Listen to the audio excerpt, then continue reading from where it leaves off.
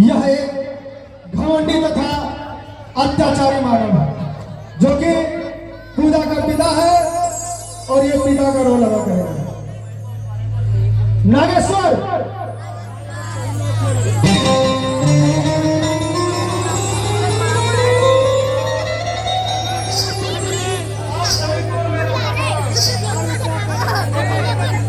ये अमर का पिता है। विमल हो जाएगा, सबका हो जाएगा, वही छोड़ा है खाली। आप सभी को मेरा प्रणाम। मैं भाई का रोल निभाने जा रहा हूँ। ये पूजा का मुंह बोला भाई है, तो आप सभी नाटक के माध्यम से देखिएगा कि मुंह बोला भाई किस तरह अपने बहन के लिए क्या क्या करता है। निकल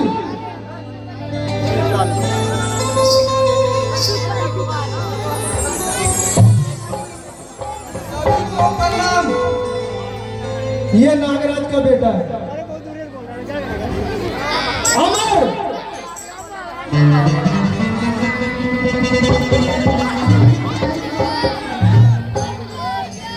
आप सबों का प्रणाम। मेरा नाम अमर कुमार। ये नागेश्वर का बेटा है सागर।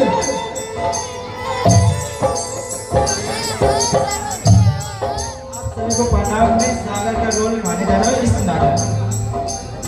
ये पूजा का प्रेमी अंजलि का देवर। शादी राम घरे।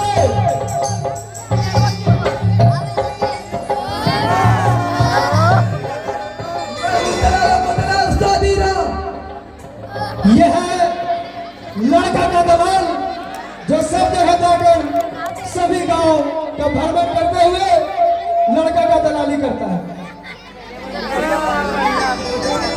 टोपीलाल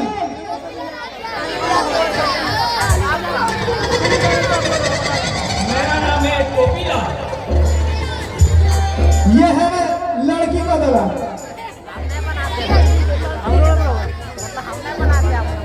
पूजा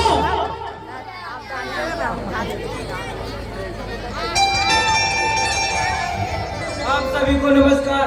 मेरा नाम पूजा है। तुम्हारी गायब कर दिया। ये नागराज की बेटी है सागर का प्रेमिका। हेलो, बाजा प्लेयर से अनुरोध है कृपया सीटी पे ध्यान दें, बार बार डिस्टर्ब न करें। अंजलि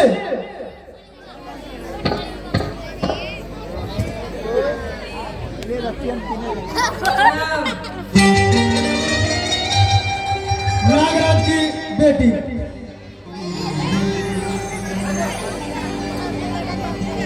हो गया सब। न जाने पूजा में राखी बांधने कब आएगी। भगवान ने तो मुझे अपनी बहन नहीं दिया। अगर किसी को अपनी बहन मान भी लिया तो क्या वो मुझे अपनी बहन नहीं मानेगी? नहीं पूजा, नहीं। आज तुम्हें राखी बांधने जरूर नहीं पूजा, नहीं, तुम मुझे नहीं भूल सकती। आज तुम्हें राखी बांधने जरूर आना होगा।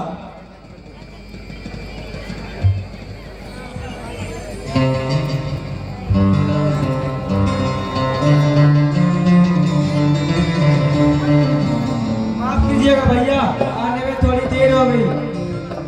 अरे पूजा, तुम आ गई। भैया मैं आ गई। मैं तो आप जल्दी तैयार हो जाइए, मैं राखी बांधना है। मैं तो यहाँ तुम्हारा इंतजार कर रहा था। तो फिर आप जल्दी से बैठ जाइए। तो राखी बनवा लूंगा, बस उससे पहले मैं तुमसे कुछ पूछना चाहता हूँ। क्या बात है भैया, पूछिए तो सही। देखो पूजा, हम दोनों का खून का रिश्ता नहीं है, हम दोनों का जाति भी अलग अलग है। क्या ये राखी का रिश्ता कायम रहेगा? क्यों नहीं रहेगा भैया? क्या आपको हम पर कोई शक लग रहा है? शक तो तुम पर नहीं पूजा, शक तो इस समाज पर है। ना जाने समाज के लोग इस रिश्ते को क्या क्या नाम दे देंगे।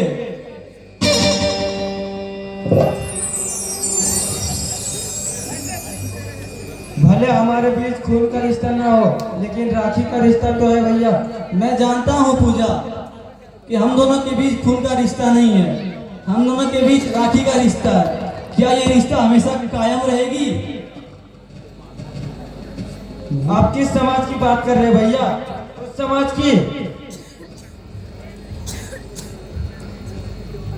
वो तो ठीक है पूजा, लेकिन क्या तुम इस समय मेरा साथ दोगी उस समाज के दुश्मनों से लड़ने के लिए?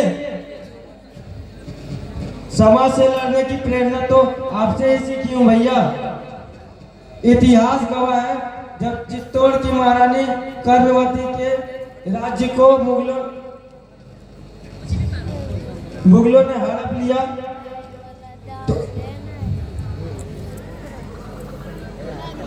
तो कर्णवती ने हुमायूं को राखी भेजकर अपने सहायता के लिए बुलाए और हुमायूं ने कर्णवती की राखी को कबूल को।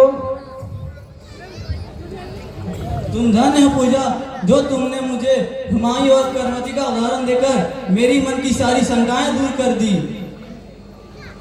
अब मुझे तुम पर विश्वास हो गया है कि खून के रिश्ते से बढ़कर अगर कोई रिश्ता है तो वो है राखी का रिश्ता। मैं आपको कभी नहीं भूल सकती हूँ भैया, मैं तो आपका ऋणी हूँ। आप तो मेरे लिए देवता समान हो। आप जैसे महान भाई को पाकर मैं बहुत खुश हूँ।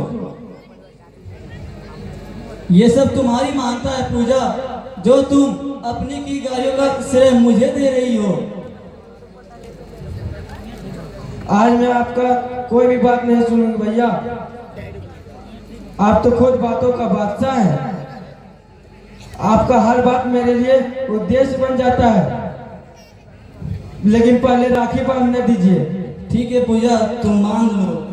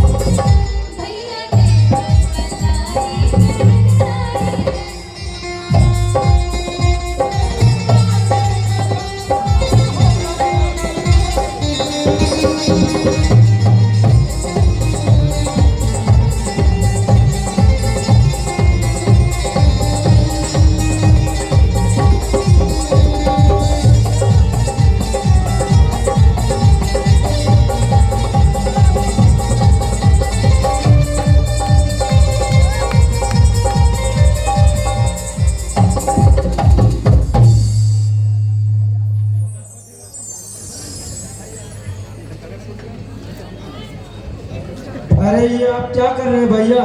रुपए पैसे क्यों दे रहे हैं? अरे ये तो नियम है, राखी बनवाने के बाद कुछ ना कुछ तो थाली में रखना पड़ता है। आपने हमको बहुत कुछ दिया भैया। मैं जो भी कुछ हूँ सारा श्रेय आपका जाता है। और मैं जो आज भी कुछ हूँ तुम्हारी बदौलत पूजा, तुम्हारी बदौलत। आज मैं इस रक्षाबंधन के दिन इस राखी की कसम खाकर कहता हूँ कि तुम्हारी हर संकट में मैं तुम्हारा साथ दूंगा। तुम्हारे राहों के हर कांटों को चुनकर फूलों की राह बना दूंगा। ये बीमल का वचन है, वचन। भगवान आपको सदा खुश रखे भैया। मैं भगवान से यही आपकी दुआ करती हूँ। भगवान की दया से सब ठीक होगा पूजा, सब ठीक होगा।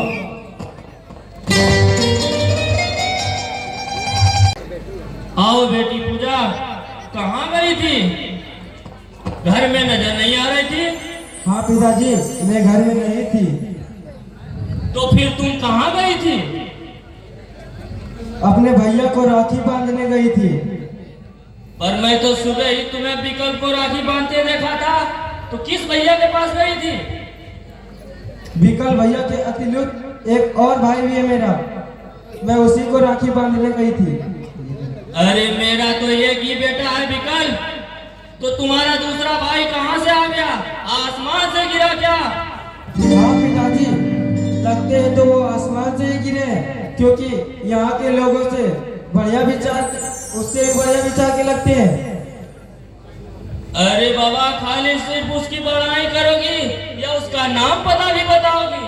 वो कौन है महामानव जिसे तुम भैया समझ बैठी हो?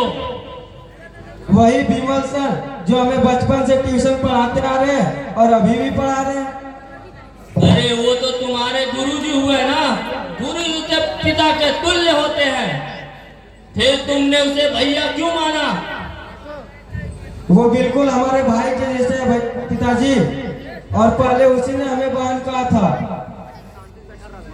भले ही गुरु और हम शिष्य, लेकिन उन रिश्तों से ज्यादा भाई बहन का रिश्ता है। तुमने ठीक चुनी है पूजा। वो लड़का वास्तव में ही बहुत उच्च विचार के है, मुझे भी बहुत सम्मान करता है। लेकिन आजकल के युग में वो गांधीवादी विचार के लोग कुछ नहीं कर पाते हैं, कुछ नहीं। वो एक लेखक भी है पिताजी। वो कहते हैं हम अपने लेखनी से इन समाज को सुधारेंगे। उनकी कई रचनाएं प्रकाशित भी हो गई है। वो अपने रचनाओं द्वारा समाजवादी पर जमकर प्रहार करेंगे। कलम से ये समाज सुधरने वाला नहीं है। आज इस समाज में लेखनों की लेखनी के महत्व बहुत कम रह गया है। आजकल समाज को दौलत की तराजू में तोला जाता है, दौलत की तराजू में, और बंदूक की नोक पे सुधारा जाता है। नहीं पिताजी, इसे मैं कभी नहीं मान सकती। कलम की शक्ति के आगे बंदूक की शक्ति कुछ भी नहीं है।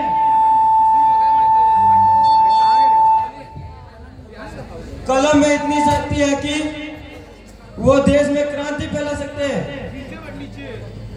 और बंदूक में इतनी शक्ति है कि क्षण में देश को जला सकती है। जितना से कठिन किसी को जिंदगी देना,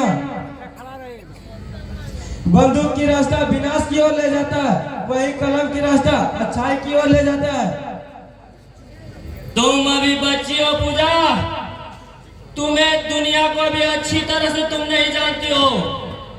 दुनिया में पूजा उसी की होती है जो लोगों को लूटता है। मांगने वाले पे थूकती है ये दुनिया, और छीनने वाले को सलाम करती है ये दुनिया। ये आपका सोच बिल्कुल गलत है पिताजी। इंसान को अपने मेहनत पे भरोसा करना चाहिए। कैसा इंसान? इस नागराज के डायरी में कोई इंसानियत शब्द का नहीं है।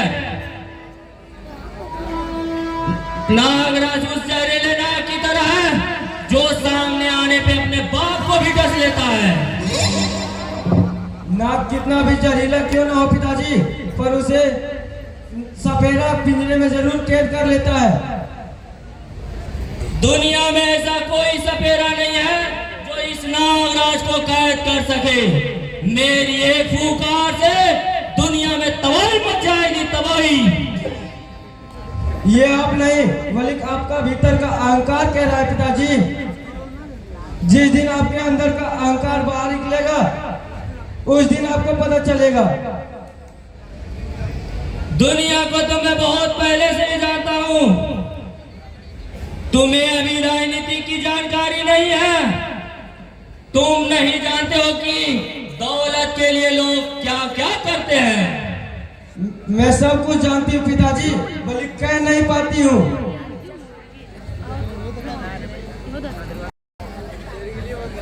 आओ अंजलि, घर से कब चली थी?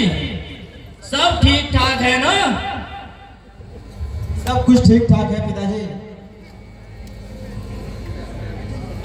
बहुत दिनों से आपसे भेंट नहीं हुई थी, तो सोचा चलकर बापूजी से भेंट कर लूं।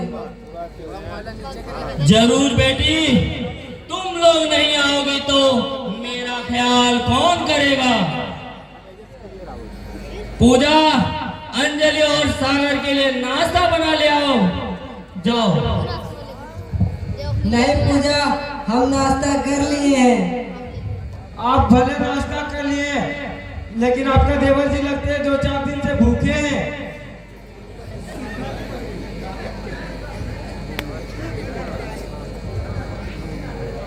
अरे बाबा, नाश्ता ही लाना है तो जाओ ना, लेकर आओ। पूछ क्या रही हो? देख लिया ना दीदी, आपके देवर से आपकी चाल। हमने कही थी ना 2-4 दिन से भूखे होंगे। ये मामला तुम्हारे और सागर का है, तुम दोनों समझो, मैं बीच में क्यों पढ़ने जाऊं? पूजा, तुम केवल बहस ही करोगी कि नाश्ता भी बनाने जाओगी? जाओ, नाश्ता बना के लेके आओ। जी पिताजी, जाते हूँ।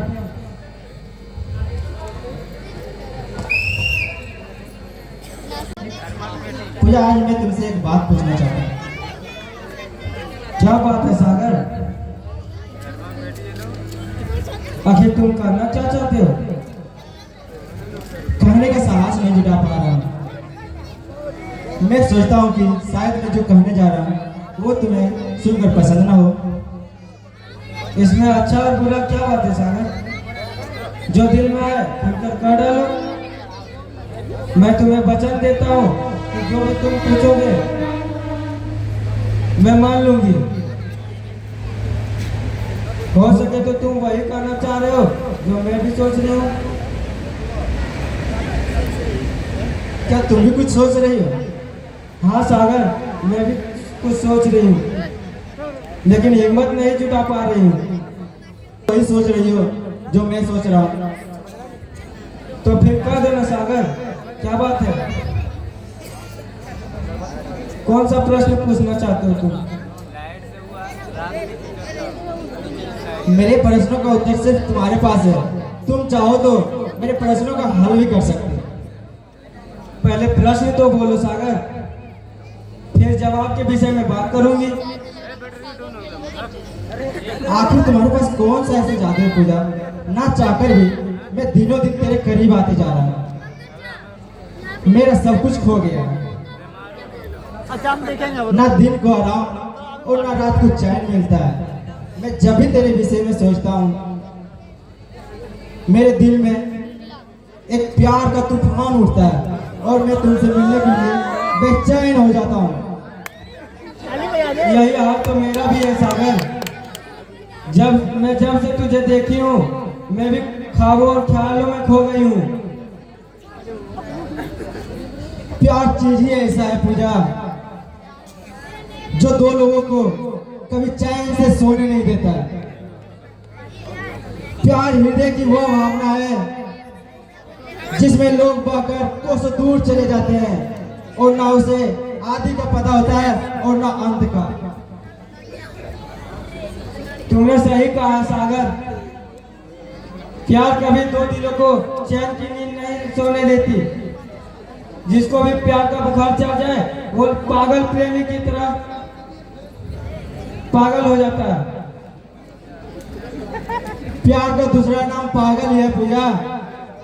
आज मुझे भी प्यार का बुखार चढ़ गया है, जिसके कारण मुझे भी पागल जैसा लगता है। हर्ष में बस यही कहता हूँ, I love you Pooja, I love you Pooja, I love you Sagar. आज तेरे मुंह से ये लफ्ज सुनकर मुझे बहुत अच्छा लग रही है पूजा। सचमुच मेरा प्यार सच्चा है। ये भाई ना जाने कब से मिलने के लिए तरस रही है पूजा। आओ मेरे बाहों में आ जाओ। आई लव यू पूजा, पूजा।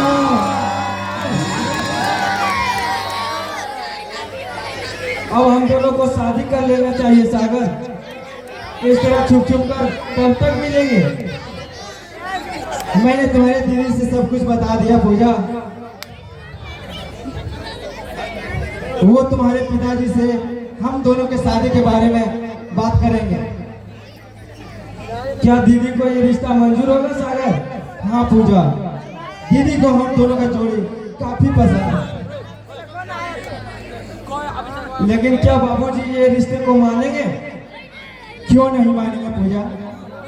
जब भैया को वो अपना दामाद मान सकते हैं तो हमें क्यों नहीं मानेंगे? हमारे पिताजी को तुम अच्छी तरह नहीं जानते हो सागर। अंदर से जितना बाहर से जितना सीधे हैं, अंदर से उतना ही टेढ़े हैं। आखिर क्यों पूजा? उन्हें समाज का डर है सागर। वो समाज का दुश्मन है। किस समाज की बात कर रही हो पूजा? यही समाज के जो हमेशा दो प्यार करने वाले को बीच खड़ा होकर दीवार बन के खड़ा होते हैं। बदल डालो उस समाज को जो दो प्यार करने वाले के बीच दीवार बनकर खड़ा होते हैं। समाज की चिंता हमें नहीं है सागर, हमें अपने घर की मर्यादाओं को चिंता है। इतना भी कमजोर मत बनो पूजा। समाज से लड़ना सीखो।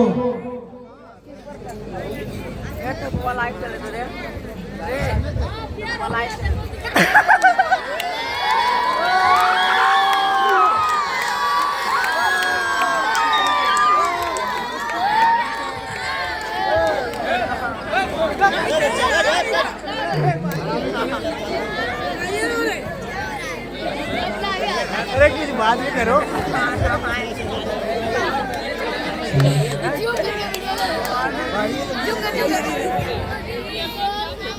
क्या बातें हो रही है देवर जी, जरा मैं भी तो सुनूं।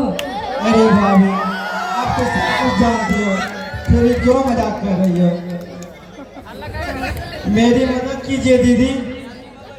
मैं सागर से बहुत प्यार करती हूँ और इसके बिना जी नहीं पाऊंगी।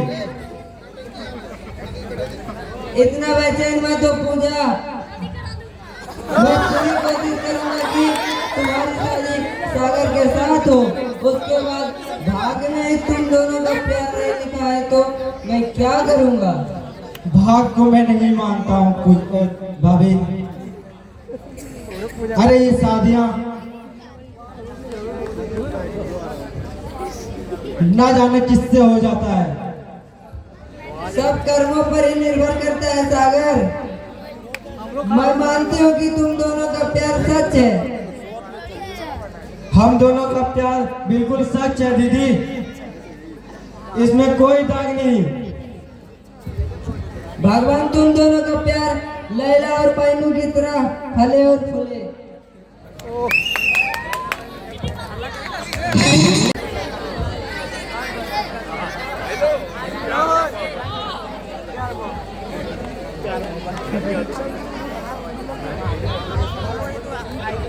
हेलो सागर, कहो विमल, सब समाचार ठीक तो है ना? भगवान की दया से सब ठीक है। बस ठीक ही चलना चाहिए, और जिंदगी में रखा ही क्या है। वो तो ठीक है, लेकिन अगर हर व्यक्ति यही सोचे तो इस देश का क्या होगा? हम इस माटी पर जन्म लिए हैं, हमारा भी तो कुछ कर्तव्य बनता है इसके लिए। अरे यार छोड़ो ना, देश के सोचने के लिए हमारे दिल्ली में नरेंद्र मोदी बैठे हुए हैं, वो सोचेंगे। हम झूठों का दिमाग क्यों खराब करें उन चीजों पे? वो तो है, लेकिन हम लोग चाहे तो इस देश को आगे बढ़ा सकते हैं। विमल, पहले हम लोगों को अपना आधार ठीक कर लेना चाहिए, फिर देश के बारे में सोचेंगे। ठीक है, तुम भी कमाल करते हो सागर, तुम खुद एक पढ़े लिखे लड़के हो, मैं तुम्हें क्या समझाऊं?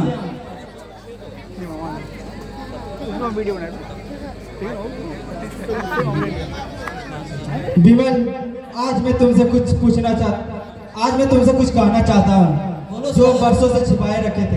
बोलो सागर, तुम क्या कहना चाहते हो?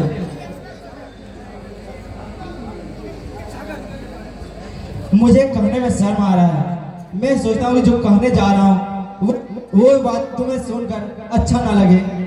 देखो सागर, मैंने तुम्हें अपना सच्चा दोस्त माना है। मैं जानता हूँ कि तुम कुछ गलत नहीं सोच सकते, इसलिए तुम जो कुछ भी कहना चाहते हो मुझे कह दो, शायद मैं तुम्हारी कुछ मदद कर सकूं। हाँ विमल, मुझे तो तुम्हारी मदद ही चाहिए। तो फिर बोलो ना, क्या चाहिए तुम्हें मदद मेरी? मैं अपनी भाभी की बहन पूजा से बहुत प्यार करता हूँ और मैं उनसे शादी भी करना चाहता हूँ। इसमें तुम्हें मेरी मदद चाहिए, क्योंकि पूजा तुम्हारे राखी की बहन है।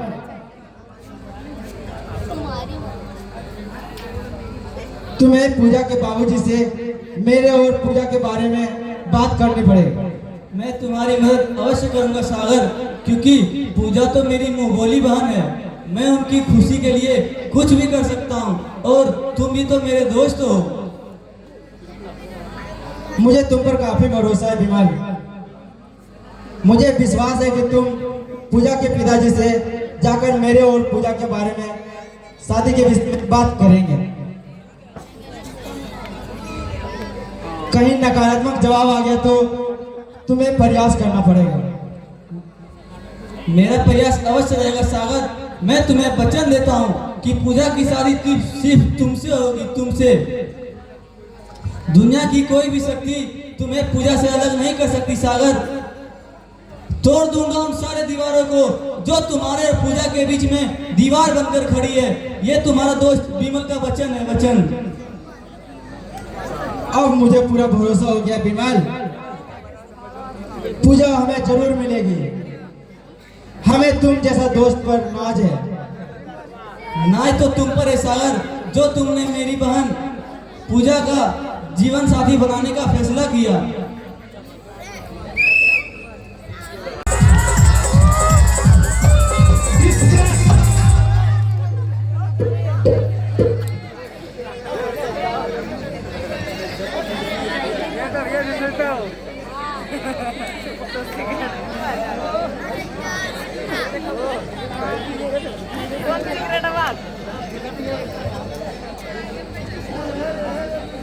अरे पूजा, तुम और इतनी रात को? आपसे कुछ जरूरी बात करनी थी बाबूजी। क्या बात करनी है पूजा? अंजलि, तुम साफ साफ बताओ, तुम कहना क्या चाह रही हो? मैं पूजा की शादी के विषय में कुछ बातचीत करना चाहती हूँ। हाँ अंजलि, मैंने भी सोच रहा हूँ कि पूजा का कहीं अच्छा घर देखकर उसका हाथ पीला कर दूं। घर में जवान बेटी को रखना ठीक बात नहीं है, जमाना खराब है। इसीलिए तो कह रही हूँ बाबूजी, अब पूजा की शादी कर देनी चाहिए।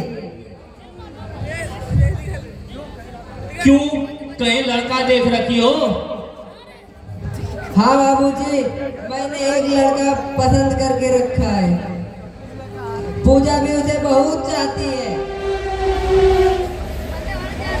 कौन सा लड़का है अंजलि? और उसका खानदान, उसका घर द्वार क्या है? उसका खानदान कैसा है? जब तक मैं पूरी जानकारी नहीं ले लेता तब तक बात आगे नहीं बढ़ेगा।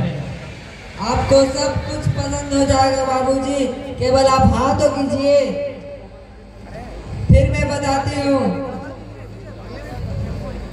देखो अंजलि, जब तक मैं पूरी जानकारी नहीं ले लेता तब तक हाँ मैं नहीं कर सकता हूँ।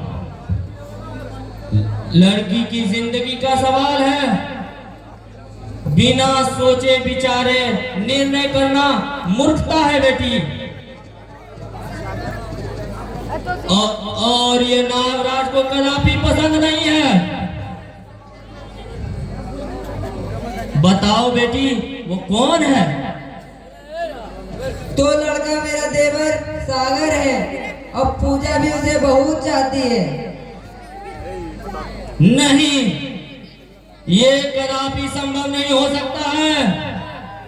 मैं एक घर में दो दो बेटी का रिश्ता हरगिज नहीं कर सकता। भले ही पूजा ही कुंवारी क्यों न रह जाए, मुझे ये रिश्ता मंजूर नहीं है। क्यों पिताजी, आखिर सागर में कमी क्या चीज का है?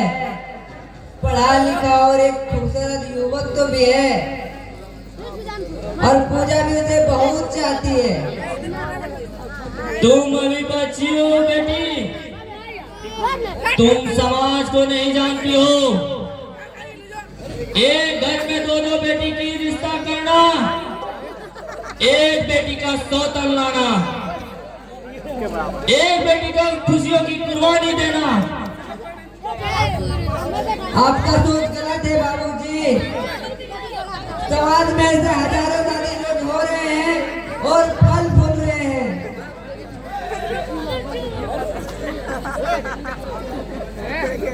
तुम्हें गलत फहमी हुई है अंजलि। तुमने ये कभी सोची है, जिसे तुम अपनी बहन को दुलार करती आई हो, क्या वो रिश्ता प्यार के बाद भी कायम रहेगी? क्यों नहीं रहेगी पिताजी? पूजा इस घर में भी मेरी छोटी बहन थी और उस घर में भी मेरी छोटी बहन बनकर रहेगी। मैं मानता हूँ कि पूजा यहाँ भी तुम्हारी बहन है और वहाँ भी तुम्हारी बहन रहेगी, लेकिन तुमने अपने पति के बारे में सोची है? क्या उन्हें यह रिश्ता मंजूर होगा? जिस पिता को अपना जिस पूजा को वो अपना साली मानती थी, दुलार करती थी, मजाक करती थी, उसे वो भावो मानेगी? नहीं अंजलि, नहीं, ये रिश्ता कदापि नहीं हो सकता। मैं अपने पति को मना लूंगा बाबूजी, वो मान जाएंगे। नहीं अंजलि, ये रिश्ता कभी नहीं हो सकता। यदि ये किसी कारण ये रिश्ता हो भी जाता है तो मैं ये रिश्ते को नहीं मानता हूँ। आखिर क्यों? आपको क्या हो गया बाबूजी? आप पूजा की खुशी नहीं चाहते हैं? मैं भी चाहता हूँ बेटी, लेकिन पूजा से पहले मैं उसका पिता हूँ, इसीलिए मैं तुम्हारा ही खुशी चाहता हूँ। मैं तो इस रिश्ते से काफी खुश हूँ। अंजलि, तुम झूठी भावनाओं में आकर बहक रही हो, लेकिन याद रखना, ये रिश्ता किसी कारण हो भी गया तो सबसे ज्यादा दुख तुम्हें होगी, तुम्हें। उस दिन तुम्हारे आंसू पोंछने वाला कोई नहीं होगा। इसलिए मैं कहता हूं कि अभी भी समय है। छोड़ दो, भूल जाओ तुम इन सारी बातों को और अपना घर बसा लो, और पूजा की चिंता करना छोड़ दो, उसके लिए उसका पिता है। लेकिन पिताजी, यदि ये रिश्ता नहीं हो सका तो पूजा और सागर दोनों की जिंदगी नर्क बन जाएगी, नर्क। वो एक दूसरे से अलग होकर कभी खुश नहीं रह पाएंगे। और मैं भी अपना फैसला कभी बदल नहीं सकता। ये नागराज का कसूर है। नागराज का फैसला उस फौलाद की तरह है जो कभी कोई तोड़ नहीं सकता। मैं आखिरी बार कह रही हूँ बाबूजी, मान जाइए, वरना आपको इस समाज के आगे झुकना पड़ेगा। नहीं अंजलि, नागराज जो एक बार निर्णय कर लेता है उसे कदापि बदल नहीं सकता। चंद्रमा अपने स्थान से हट सकता है, सूर्य पूर्व के बजाय पश्चिम में उग सकता है, लेकिन ये नागराज का फैसला कभी बदल नहीं सकता, कभी बदल नहीं सकता। नागराज का वसूल है, ये रिश्ता जब भी होगा मेरे मरने के बाद ही होगा।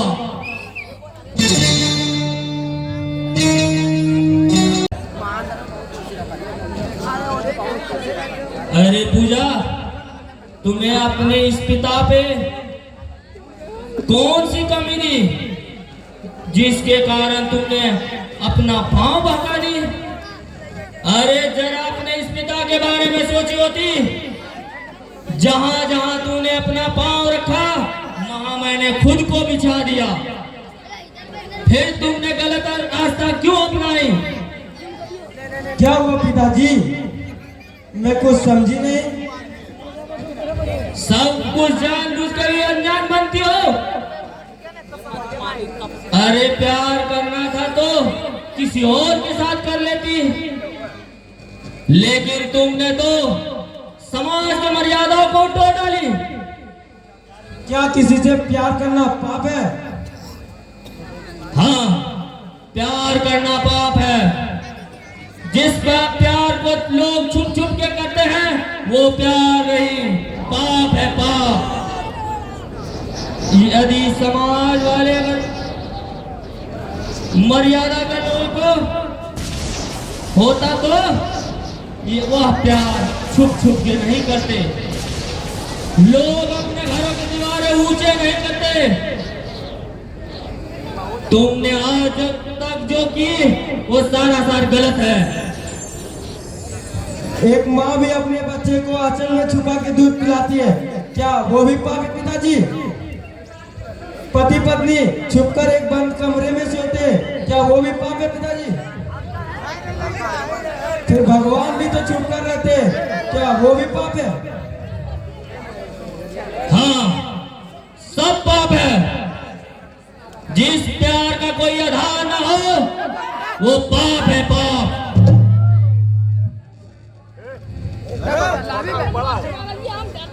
मेरा प्यार सच्चा है पिताजी, इसमें न वासना की बू है न ही स्वार्थ की ललक, केवल एक दूसरे के पाने की ललक है। बकवास बंद करो पूजा। आज तक हमारे खानदान में सर उठाने की जरूरत नहीं की, लेकिन तुमने आज अपना औकात दिखा दी।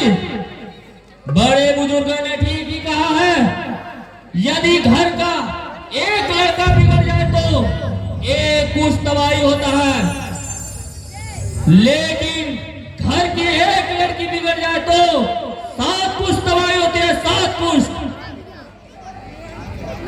क्या अपना अधिकार मानना गलत है पिताजी? अधिकार? कैसा अधिकार? किस अधिकार की बात कर रही हो?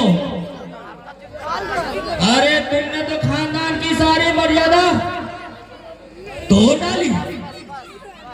हमारे खानदान का रिवाज है, लड़की की शादी का चिंता उसके पिताजी करते हैं, खुद लड़कियां नहीं। अब जमाना बदल गया है पिताजी, अब भारतीय नारी सामने उभर कर आ रही है। उसे अपने जिंदगी के विषय में खुद को सोचने का अधिकार है। मैंने प्यार किया पिताजी, कोई बगावत नहीं की। जमाना बदल सकता है पूजा, लेकिन नागराज का फैसला कभी बदल नहीं सकता। वर्षों से चली आ रही है परंपरा को मैं हरगिज़ तोड़ नहीं सकता, क्योंकि समाज इसकी इजाजत हमें नहीं देती है।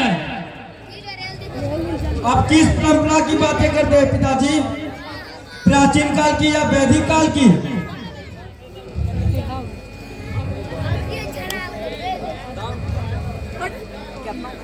लेकिन स्वयंवर में जो लोग आते थे वो अपने पिता की आज्ञा से आते थे। मैंने समाज को चुनौती नहीं दी है पिताजी, वली आप समाज की चुनौती दी है। आप समाज के दुश्मन हैं, दुश्मन। नहीं, ये कभी नहीं हो सकता। तुमने अपनी फैसला सुना दिया है, लेकिन नागराज का फैसला नहीं हो सकता। तुमने खानदान के रिवाज को तोड़कर नागराज को चुनौती दी, नागराज को। लेकिन याद रखना, ये चुनौती तुम्हें बहुत महंगी पड़ेगी। आज के बाद तुम इस घर में बंदी बन के रहोगी, बंदी।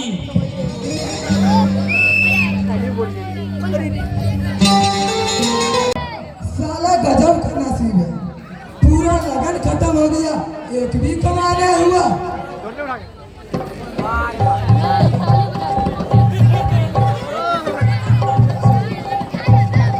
अरे यार सादीराम, तुम? हाँ टोपीलाल, बोलो। कहीं चक्कर चला कि नहीं? अरे यार, खाक चक्कर चलेगा, पूरा लगन तो बीत चुका है, अभी तक एक भी लड़के का शादी नहीं आया है। धोती उठा के।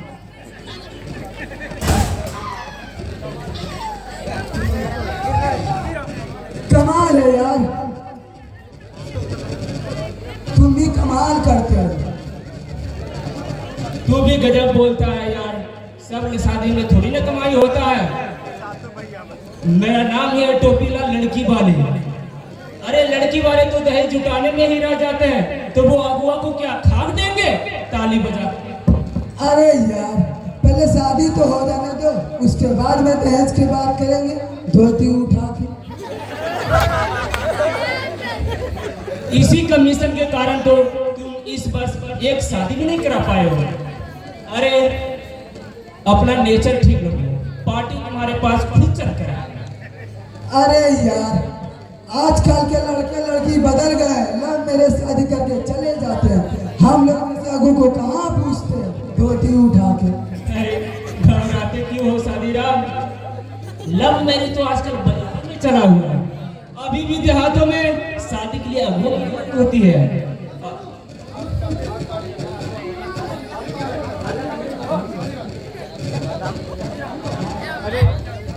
अब का खाट पटिएगा, सारा लगन तो निकल चुका है, भाई 2-4 लगन बचा है। इतना जल्दी लड़का कहाँ से खोजेंगे?